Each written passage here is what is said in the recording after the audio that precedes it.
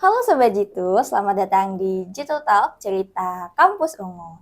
Pada episode kali ini, saya Aries Maulia akan mengajak Sobat Jitu sekalian untuk berbincang dengan kakak mahasiswi nih, untuk bisa sharing-sharing tips dan pengalamannya selama berkuliah. Karena sekarang kita sudah bersama narasumber kita yang akan sharing-sharing seputar tips dan pengalamannya selama berkuliah. Kita sapa dulu, selamat bergabung Kak Alfia. Iya. Dipersilahkan kepada Kak Alfia nih untuk menyapa dan berkenalan terlebih dahulu kepada Sobat Jitu yang sedang menonton podcast kita pada kali ini. Baik, hai semuanya. Kenalin, aku Alfia Oktana Aziza, mahasiswa semester 7 dari program Studi Pendidikan Bahasa dan Sastra Indonesia, dan alhamdulillah diamanahi sebagai pemimpin redaksi di LPM Warta-Jitu FKIP ULM. Tuh. Oke nih Kak, seperti yang kita ketahui bersama bahwa semester baru telah dibuka atau dimulai. Nah, mahasiswa baru juga sudah mulai berdatangan nih. Nah, kali ini nih pastinya sebagai seorang mahasiswa baru tuh akan muncul pertanyaan-pertanyaan kayak pokoknya pertanyaan-pertanyaan yang menyangkut mengenai dunia perkuliahan. Nah, dari Kak Alfia nih bagaimana nih Kak tanggapannya? Iya, sebelumnya aku ucapkan selamat ya gitu untuk mahasiswa baru yang sudah lulus dari jalur SNBP, kemudian jalur SNBT. iya SNBT dan jalur mandiri gitu. Selamat udah masuk di Universitas Lambung Mangkurat. Iya, terakreditasi A ya. Salah satunya di Kalimantan kalau nggak salah ya. Iya Iya, betul sekali betul sekali. gitu. Nah, jadi di sini sih aku lebih kayak pengen sharing-sharing aja pengalaman, nggak niat menggurui atau apa segala macam. Cuma kalau ada hal-hal positif yang bisa kalian ambil, boleh gitu ya. Atau mau kayak observasi gitu dari pertama masuk kuliah, misalnya kayak mau cari-cari tahu dulu di kuliah itu ada apa aja sih gitu. Nah, menurut aku sih untuk maba bagusnya memang kayak gitu dulu, observasi dulu, adaptasi dulu, baru memikirkan kayak mau ngapain nih kalau udah jadi mahasiswa di ULM gitu. Sip. Sudah jadi mahasiswa ULM ya. Iya. Sudah beralma mater Kuning kuning ya, ya. cerah sekali ya alma mater kita. Nyala. Menyala alma materku. Nah, oke nih kita masuk ke pertanyaan yang mungkin ada di benak mahasiswa baru ya Kak. Kalau dari Kakak sendiri nih, apa sih Kak yang Kakak rasakan perbedaan dari masa selama duduk di bangku SMA dan setelah masuk ke dunia perkuliahan? Itu apakah ada perbedaan yang signifikan gitu Kak? Ini langsung aku jawab aja ya gitu. Ya, silakan. Kalau dari pengalaman aku pribadi sih banyak hal yang beda gitu antara masa SMA dan juga masa perkuliahan. Yang pastinya itu dari jadwal. Kalau di SMA kan jadwal pelajarannya itu udah terstruktur ya. Sedangkan kalau di kuliah itu ya kita bisa milih sendiri mata kuliahnya. Terus kita juga bisa memilih waktu kuliahnya gitu, mau kapan gitu.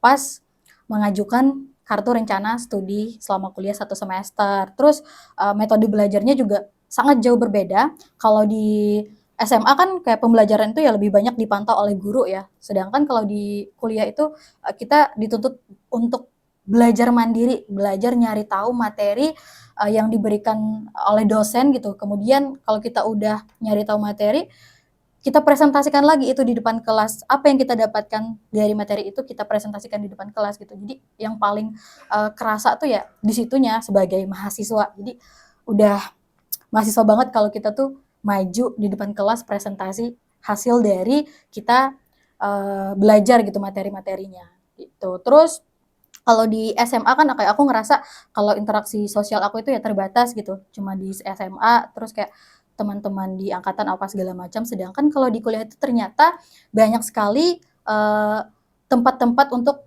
memperluas interaksi kita gitu, interaksi sosial kita. Apalagi kayak sekarang kan Kemendikbud udah buka program Kampus Merdeka kan. Nah di Kampus Merdeka itu tuh banyak sekali program-program yang menunjang aku pribadi gitu ya untuk bisa berkembang gitu. Ada pertukaran mahasiswa merdeka. Nah, itu tuh kalian bisa keluar pulau gitu. Bertukar kuliah di seluruh Indonesia itu ada di program Kampus Merdeka. Kemudian juga magang bersertifikat juga di situ ada juga. Terus kayak program kampus mengajar dan yang lain sebagainya itu. Nah, itu tuh menurut aku nggak aku dapatkan di SMA gitu. Program-program yang seperti itu tuh memang ada di kuliah. Ya meskipun ada tapi ya tidak sekompleks kuliah lah. Kalau kuliah kan lebih banyak gitu jaringannya. Kalau di SMA kan masih di SMA-SMA aja gitu. Sedangkan kalau di kuliah itu ya lebih luas lagi kita explore dunia baru lah istilahnya dalam kehidupan kita gitu. Terus dari sistem penilaiannya juga lumayan berbeda. Kalau di SMA itu kan biasanya ujiannya itu ya pakai ulangan harian, UTS, dan UAS gitu. Sedangkan kalau di kuliah itu juga sebenarnya ada juga yang seperti itu, cuma penilaiannya itu ya lebih kompleks lagi. Ada penilaian tentang project, ada penilaian tentang tugas gitu, ada penilaian tentang presentasi, atau kayak ada project penelitian gitu dari tugas-tugas di mata kuliah itu. Nah, itu sih yang paling berasa selama aku kuliah dan dibandingkan dengan masa SMA. Lebih berasa lah gitu. Jadi kalau yang ibaratkan menonjol perbedaannya ini dari Iya, sisi cara belajarnya ya Kak, iya yang karena betul, biasanya kita terjadwal nih kayak Senin, Selasa, Rabu, Kamis, Jumat, betul, Sabtu gitu. Nah, heeh, itu biasanya kan kayak memang udah tetap, sedangkan kuliah tuh kan bisa fleksibel ya Kak iya, waktunya. Terus kalau dulu tuh biasanya kan kayak guru yang memang ngatur kita gitu untuk belajar. Pokoknya mhm, hari ini sekian sekian sekian. Tapi iya, kalau kuliah tuh kayak ya sudah bebas, kita mau mhm, lebih dari apa yang sudah iya, diajarkan oleh dosen gitu, atau iya, kita mau ya nanti aja lah gitu. Nah, heeh, nyarinya juga bisa. iya, tergantung diri kita sendiri mau nyari pengetahuan itu kayak gimana gitu. Pasti punya cara sendiri kan, cara belajar masing-masing. Nah, itu yang dipakai pada saat perkuliahan itu tadi, tuh. Oke, namanya sudah maha ya Kak, Iya, Maha, mahanya siswa gitu iya. ya. Oke, terus nih Kak, kalau dari pengalaman Kakak nih, nah itu tuh hal apa sih Kak yang perlu disiapkan terlebih dahulu sebagai seorang maba dalam menghadapi masa-masa memasuki semester awal ya kan, kayak langkah awal dia nih untuk masuk ke dunia perkuliahan gitu Kak.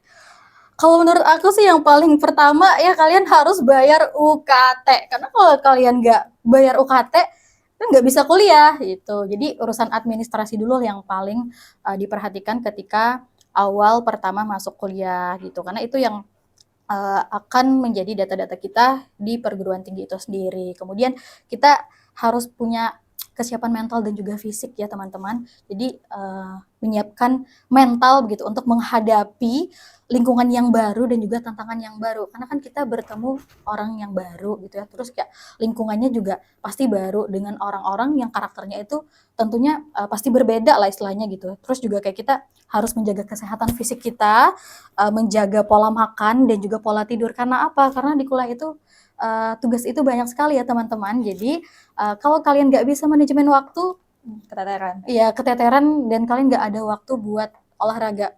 Karena kan kebanyakan kasusnya kalau mahasiswa itu ya kayak jarang makan apa segala macam gara-gara tugas gitu ya. Jadi yang perlu diperhatikan tuh itu gitu supaya kalian nggak kena mah atau apa segala macamnya gitu. Terus uh, hal-hal yang apa ya, yang perlu kalian persiapkan juga kalian harus cari tahu sih apa ya, pengetahuan dasar gitu tentang lingkungan kalian, tentang lingkungan universitas kalian. Misalnya kayak dari program studi kalian itu seperti apa gitu, terus kayak memahami dasar-dasar dari mata kuliah yang akan kalian tempuh itu tuh seperti apa. Kayak bisa dengan cara membaca buku atau kayak bertanya kepada kakak tingkat yang sudah menempuh perkuliahan lebih dulu lah istilahnya itu. 1 tahun lah atau 2 tahun diangkat di atas kalian lah gitu angkatannya gitu. Terus yang paling penting juga kalian harus mempersiapkan waktu kalian gitu. Jadi waktu itu di manajemen sebaik mungkin dengan cara mungkin kayak membuat jadwal belajar atau aktivitas-aktivitas yang akan kalian lakukan selama kuliah itu supaya meningkatkan keterampilan manajemen waktu kalian lah gitu agar bisa menyeimbangkan antara kuliah dan juga aktivitas lainnya. Misalnya kayak kalian mau ikut organisasi atau kayak kalian kalian pengen kuliah sambil kerja gitu. Nah, itu tuh dari awal kalian udah harus mulai beradaptasi dengan itu gitu, mulai observasi lah istilahnya. Oke, jadi pada intinya itu yang pasti bayar UKT ya. Iya, bayar Bayar UKT. UKT. Ya karena memang pasti kan syarat utama untuk masuk Mhm. semester awal itu adalah bayar UKT, terus baru bisa nerima alma mater gitu, baru Iya. bisa kayak untuk milih ya tadi yang KRS seperti yang Kak Alfia bilang. Terus juga kita harus jaga pola makan, terus Mm-mm. pola kesehatannya, pola hidup kayak manajemen diri lah ibaratnya Kak, sama manajemen Iya. waktu. Supaya nggak keteteran karena ya kayak di awal tadi dunianya sudah Berbeda. berbeda. Iya. Nah, Ya kalau di kuliah kalian kalau mau gitu ya pasti bakalan dapet kok gitu. Maksudnya kayak bakalan bisa beradaptasi kok asal kalian tuh mau membuka diri. Itu yang paling utama. Tuh, kalau kalian bisa membuka diri, kalian bakalan mudah gitu untuk survive banyak hal di perkuliahan. Tuh. Betul aku juga anak beasiswa jadi kayak aku harus cari kegiatan lain yang positif nih untuk menunjang belajar aku lah gitu di perguruan tinggi itu seperti apa. Tuh. Jadi nggak perlu bayar UKT. sama berarti. Iya Saya juga anak dong. beasiswa. Asik. Itulah privilege anak beasiswa. Jadi nggak perlu mikirin UKT. Tapi mikirin EPK ya. Iya, mikirin IPK betul sekali. IPK itu indeks prestasi kumulatif ya teman-teman. Iya. Sebenarnya bukan karena cuma anak beasiswa ngejar IPK enggak, tapi kan IPK itu juga menunjang untuk kedepannya ya Kak. Iya, sangat membantu sekali gitu. Oke. Next nih Kak, tadi kan kita udah membahas hal yang perlu dipersiapkan nih. Ibaratkan timbal balik tuh pasti ada dong hal yang harus kita hindari sebagai seorang maba. Apa sih Kak yang nggak boleh gitu yang dilakukan seorang maba pada awal-awal masuki dunia perkuliahan? Baik, ini sepengalaman aku ya gitu. Yang paling penting tuh karena aku ini orangnya tim deadlineer banget gitu ya. Aduh. Jadi yang penting tuh kalian jangan menunda-nunda pekerjaan atau tugas kalian, apalagi sampai menumpuk tugas itu gitu, karena itu yang bakalan bikin kalian jadi stres banget dan jadinya bisa burn out gitu, berdampak ke aktivitas-aktivitas kalian nantinya. Kayak kalian jadi akan lebih mudah capek kalau kalian sering menunda-nunda. Ini sebenarnya reminder buat diri aku sendiri sih gitu. Tapi kalau kalian memang orangnya tim deadlineer banget, asal dikerjakan aja tugasnya, itu udah mantap kok, bagus kok gitu. Nggak apa-apa, asal kalian ngumpul tugas dan ngerjain tugas. Kalau nggak dikerjain, ya urusan kalian sama dosen lah nanti gitu. Siapa tahu nggak dilulusin kan di mata kuliah itu, aduh Bahaya. bahaya banget gitu. Terus terlalu banyak aktivitas juga sebenarnya mengganggu ya gitu, mengganggu konsentrasi kita di akademik. Tapi kalau kita bisa bisa mengetahui kapasitas diri kita, itu tuh ya udah secukupnya aja gitu kegiatan-kegiatannya. Asalkan kalian mampu menjalani itu. Tapi kalau kebanyakan ikut semua kegiatan misalnya itu sebenarnya bagus, tapi sesuaikan aja dengan kemampuan kalian mampu atau tidak, daripada nanti ujung-ujungnya kalian juga nggak sanggup kan, ya mending nggak usah dari awal gitu, karena kan dari awal udah ngerasa nggak yakin, ya udah nggak usah deh tuh. Terus yang paling penting kalian jangan mengurung diri. Aduh. Kayak pasti kan banyak sekali kan orang-orang tuh mungkin kayak masih takut membuka diri dengan orang baru, dengan lingkungan baru. Ya sebenarnya nggak ada salah ya, nggak ada yang salah dengan introvert, ambivert, extrovert atau apa segala macamnya itu. Tapi asal kita bisa menempatkan kapan kita harus introvert, kapan kita harus extrovert, itu penting sekali gitu. Karena dari kita membuka diri, kita bisa membangun atau membuka interaksi dengan orang supaya apa? Supaya kita punya relasi, dan relasi itu apa ya istilahnya, bermanfaat sekali gitu, terutama untuk anak kuliahan ya, karena kuliah ini kan sebagai pondasi awal kita untuk membangun masa depan ya. Kita kan nggak bisa menentukan, maksudnya kayak kita nggak tahu kan kita masa depan kita tuh kayak gimana gitu, tapi yang terpenting adalah kita membangun itu dari sekarang, dan masa kuliah ini adalah waktu yang paling tepat untuk kalian explore lebih luas, karena di kuliah itu luas sekali teman-teman. Hal-hal yang bisa kalian pelajari, hal-hal yang mungkin kita masih banyak belum tahu, tapi di kuliah kita bisa nyari tahu itu gitu, dan bisa merasakan kesempatan-kesempatan lainnya. Banyak kok di kuliah itu kesempatan-kesempatan emas yang bisa kita ikuti kalau kita mau tuh. Oke, jadi pada intinya introvert itu nggak salah ya Kak, Iya. tapi ya kita harus tahu lah kapan kita harus berbaur. Intinya jangan menutup diri ya, karena banyak yang perlu dijelajahi di dunia perkuliahan. Betul, kayak rugi banget nggak sih kalau kita kuliah tapi kita nggak ngapa-ngapain, kita cuma kuliah atau apa segala macamnya. Nggak salah sih sebenarnya, tapi ya kita harus memanfaatkan privilege kita sebagai anak kuliah, teman-teman, gitu. Kapan lagi kan ya Kak? Iya, Nah, kita udah punya kesempatan loh, jadi jangan sia-siakan kesempatan itu untuk kita bisa survive banyak hal. Tuh.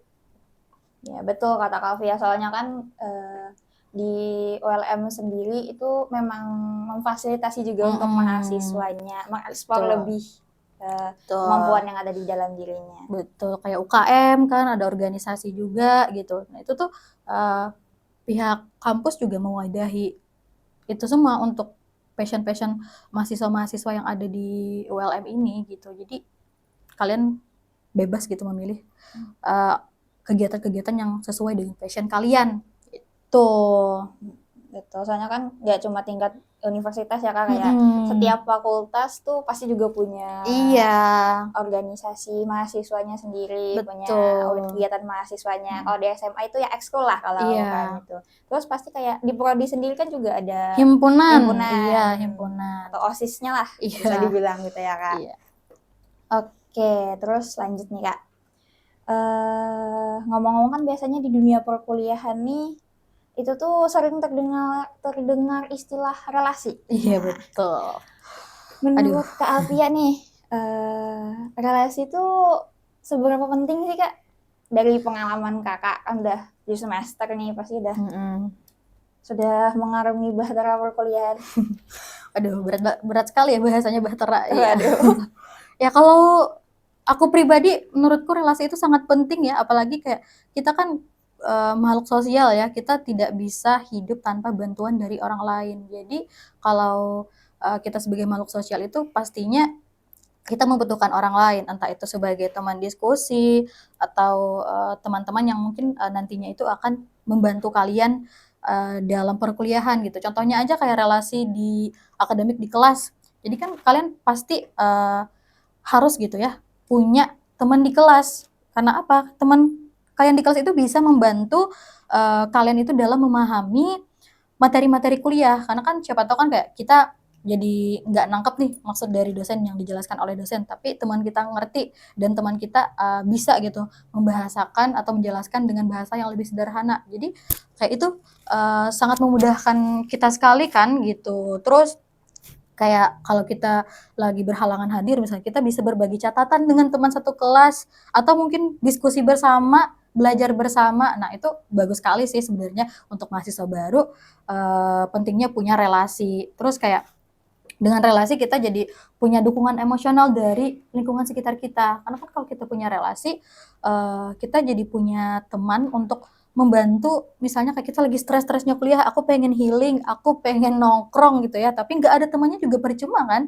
Jadi kita juga harus punya teman untuk nongkrong, mungkin teman untuk jalan-jalan ya, untuk sekedar menghilangkan stres atau kayak merasa lebih dekat lah istilahnya itu. Dan ada orang yang kalian percaya di masa perkuliahan itu. Ya catatannya hati-hati aja sih. Maksudnya ya kalian juga harus pintar-pintar lah menempatkan diri di lingkungan baru. Karena kan kita menemukan orang dengan karakter yang berbeda-beda gitu ya. Jadi sepintar-pintarnya kalian aja lah membawa diri kalian itu seperti apa. Terus dengan relasi kita juga punya kesempatan yang lebih luas loh gitu. Karena biasanya di semester-semester atas itu kita bisa nyari-nyari informasi itu dari relasi itu tadi. Relasi itu tuh membuka peluang kita untuk misalnya nyari tahu tempat magang atau kayak nyari tahu kerjaan freelance gitu sambil kuliah. Nah, biasanya teman-teman di relasi kita itu kan pasti terhubung kan gitu. Ada juga yang misalnya kayak kuliah sambil kerja. Nah, kita tuh penting juga untuk punya teman yang seperti itu gitu. Siapa tahu kan kita lagi kayak pengen kuliah sambil kerja juga gitu. Jadi kita minta info dari teman kita, siapa tahu ada kan ya. Jadi mudah banget tuh. Terus kayak kita juga bisa collab dengan ya organisasi-organisasi atau kita ikut volunteer. Itu tuh lumayan menambah pengalaman kita sih di masa perkuliahan. Tuh. Oke, jadi kalau dari cerita Kak Alfia nih ya pengalamannya berarti bisa dibilang relasi itu memang cukup penting ya Kak? Betul, penting sekali malahan. Soalnya dari relasi ini jadi kita punya koneksi kemana-mana lah. Betul. Selain kalau dari saya pribadi ya memang benar kayak teman untuk relasi di akademik lah, untuk teman akademik. Kan kadang mungkin kita entah berhalangan hadir karena sakit. Jadi karena ada mereka tuh kita bisa nanya nih hari ini pelajarannya apa gitu. Terus juga mengenai masalah kerja nih, kan dengan relasi tuh saya juga pernah dengar katanya nggak semua info loker itu diupload di media sosial. Betul. Jadi Orang kebanyakan dalam. orang dalam. Tapi orang dalam tuh orang informasi ya, untuk mencari informasi, bukan ya itulah. Itu jadi kan soalnya memang benar kadang informasi itu nggak semuanya ada di media sosial, nggak ada semuanya ada di internet, meskipun Betul. kita hidup di era Digital. digitalisasi gitu. Nah, jadi ya memang sepenting itu relasi ya Kak ya. Terus nih Kak, ada lagi pertanyaan pasti. Biasanya kan maba nih awal-awal masuk itu entah dia di tingkat univ, di tingkat fakultas, pasti biasanya bakal dengar kata masuk organisasi atau ditawarin nih masuk organisasi gitu kan. Nah kalau dari kakak nih masuk organisasi atau ikut organisasi itu penting nggak sih Kak atau perlu nggak sih? Oke, sebenarnya itu tuh tergantung pilihan kita masing-masing ya gitu, pribadi kita masing-masing. Kita misalnya pengen masuk organisasi, tujuannya apa gitu. Kalau kita pengen misalnya kuliah aja gitu, ya kuliah aja juga baik kok sebenarnya gitu. Bukan sebenarnya sih, memang baik. Jadi kita kayak lebih fokus gitu untuk akademik. Tapi ada juga kan kayak kuliah sambil kerja. Nah itu mungkin kayak bisa nambah-nambah penghasilan kan, sambil belajar bisnis kecil-kecilan di masa kuliah. Siapa tahu itu bakalan jadi pondasi gitu untuk masa depan. Nah itu tuh kan ibaratnya ya tergantung diri kita itu mau memilih untuk apa gitu. Poinnya adalah kita harus berani untuk memilih. Kalau dari aku pribadi sih, karena aku ini kan anak beasiswa ya, terus kayak harus apa ya, dan aku nih orangnya nggak suka yang diem-diem aja, karena kayak kalau rebahan terus capek. Jadi mending capek ikut kegiatan yang positif dan bisa membuat kita berkembang daripada kita cuma rebahan gitu. Karena apa? Karena ikut organisasi itu tuh bisa mengembangkan soft skill kalian. Jadi kayak kemampuan sebagai pemimpin, kemudian kemampuan untuk berkomunikasi, kerja sama tim gitu. Nah di dalam tim kan pasti ada yang namanya pemimpin kan, dan antara anggota dan juga pemimpin itu pasti membutuhkan yang namanya komunikasi. Jadi kemampuan-kemampuan soft skill yang seperti itu bisa kita asah melalui organisasi. Terus dengan organisasi itu kayak pengalaman aku aja, apalagi aku tergabung di lembaga pers mahasiswa ya gitu. Nah itu tuh kayak memperluas jaringan aku banget. Jadi kayak bertemu dengan orang-orang yang dengan latar belakang berbeda, terus dengan karakter-karakter yang berbeda, itu tuh kayak malah jadi bikin aku apa ya, lebih profesional lah gitu, memposisikan diri di tempat manapun. Jadi kayak lebih bisa menempatkan diri, misalnya kayak kalau di lingkungan yang seperti ini aku harus kayak gini. Karena apa? Karena aku sudah bertemu dengan banyak sekali karakter-karakter di relasiku itu tadi, dengan aku masuk di organisasi. Terus di organisasi juga pengalaman pribadi aku sih kayak aku jadi lebih punya pengalaman yang praktis.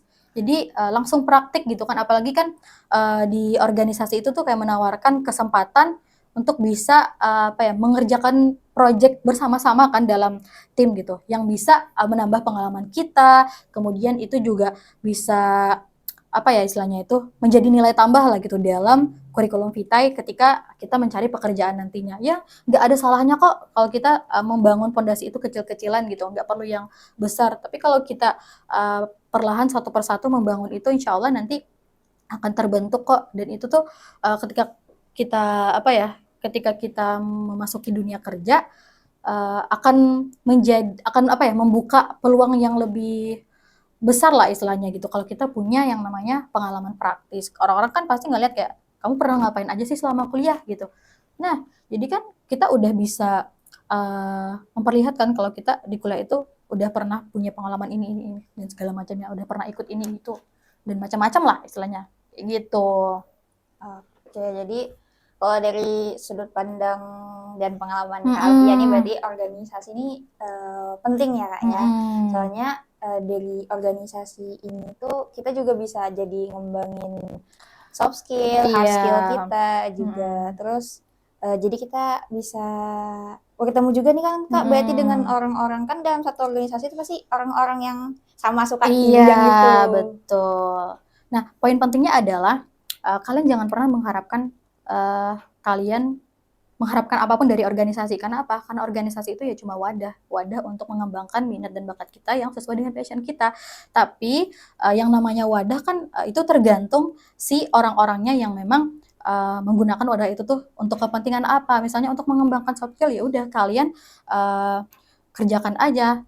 Kalian berkontribusi lewat apa gitu. Untuk apa? Untuk membangun diri kalian dan juga untuk membangun organisasi itu sendiri. Kalau organisasinya punya nama yang baik karena kalian baik juga untuk mengembangkan, otomatis nanti yang dilihat kan pengalaman misalnya dari kamu pernah ikut organisasi ini sebelumnya dan organisasi ini dinilai baik karena kamu memang berkontribusi besar gitu di situ untuk mengembangkan organisasi itu gitu. Jadi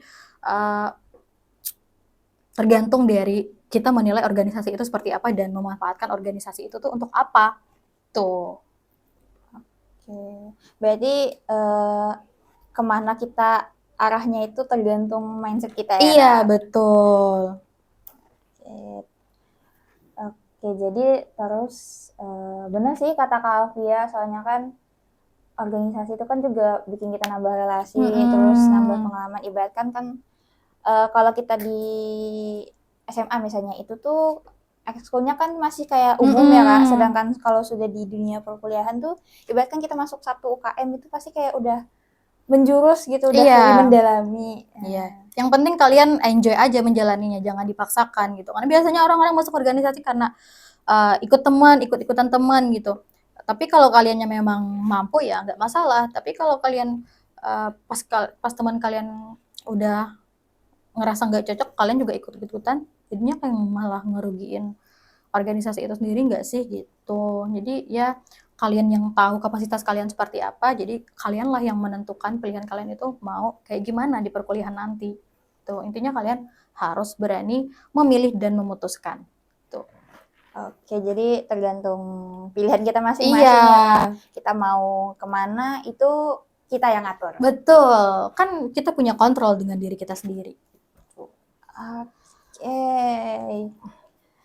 Oke Kak, itu dia tadi sesi sharing-sharing kita ya pada kali ini. Aduh, sayang sekali Nggak Kak. berasa ya? Ya, tidak terasa.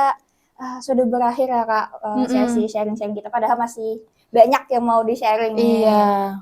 Nah, oke Kak, sebelum kita menutup podcast kita pada hari ini, mungkin dari Kak Alfia ada closing statement, dipersilakan Kak. Seperti yang aku katakan tadi ya gitu, aku selalu mengatakan ini kepada lingkungan-lingkungan di sekitarku untuk memberikan support atau motivasi gitu ya. Jadi closing statement dari aku adalah kita itu harus berani memilih dan menentukan. Jadi pilihlah cintamu dan cintailah pilihanmu.